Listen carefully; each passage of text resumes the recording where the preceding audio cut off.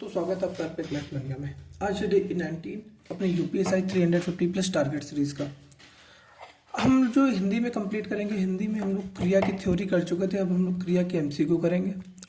फिर उसके बाद हम लोग संधि में गुण संधि और वृद्धि संधि पढ़ेंगे, और अलंकार में हम लोग विशेषोक्ति, विभावना, संदेह और प्रतिमान करेंगे। वकैब अपनी जो हम लोग पहले जैसे करते थे 5-5 वकैब, उसी तरीके से 5-5 वकैब का मतलब 5-5 वकैब का मतलब ये नहीं है कि आप केवल 5 ही वकैब गिनती कर लो। 5 वकैब यहाँ पे है, जैसे अपन एकार्थी की 5 करेंगे, पर्यायवाची की 5 करेंगे।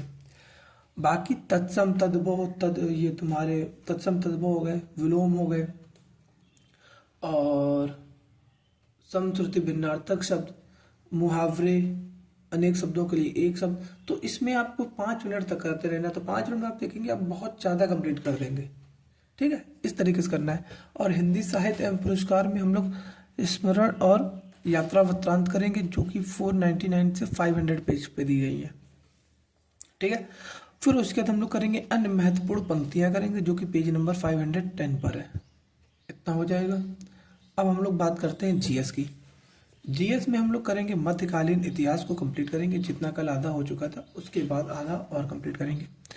जीव विज्ञान में हम लोग तंत्रिका तंत्र के पढ़ेंगे और उसके एमसीक्यू वगैरह देंगे।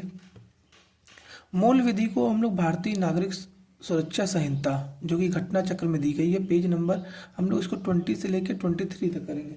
अब इसमें जो हम लोग पढ़ेंगे, तो जो उसने BNSS वाला जो दिया है, भारतीय नागरिक संहिता वाला दिया है, हम लोग केवल उसी के देखेंगे। आप देखेंगे तो उसने थ्योरेटिकल दोनों दिया है, पर हम लोग उसी को नोट डाउन करते हुए चलेंगे।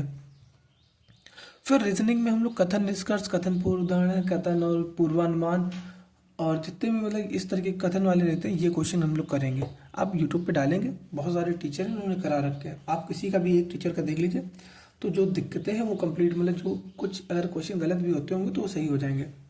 अब हम लोग बात करते हैं मैथ की। मैथ में हम लोग सब मैं सेक्शनल लूँगा, बाकी 5-5 क्वेश्चन आप लोग चाहे तो आप लोग कर सकते हैं। अगर इसके अलावा आपको चाहे कि और अच्छे क्वेश्चन करने हैं, तो आभास सर हैं या गगन प्रताप सर हैं, तो इन्होंने यूपीएसआई से रिलेटेड अपनी एक अभी वो सीरीज चालू करी है, लास्ट 7 डेज करके कुछ इस तरीके से, तो आप उनसे क्वेश्चन देख सकते हैं। जो आपको जो लगे कि सही है, आप 2x पे देख लीजिए, जो आपको क्वेश्चन लगे कि आपके नहीं कर सकते हैं, आप वो क्वेश्चन अटेम्प्ट कर लीजिए, या फिर उनके साथ ही साथ जितनी देर की क्लास है उतनी देर आप क्लास लेके क्वेश्चन वहीं पे वहीं सॉल्व कर सकते हैं।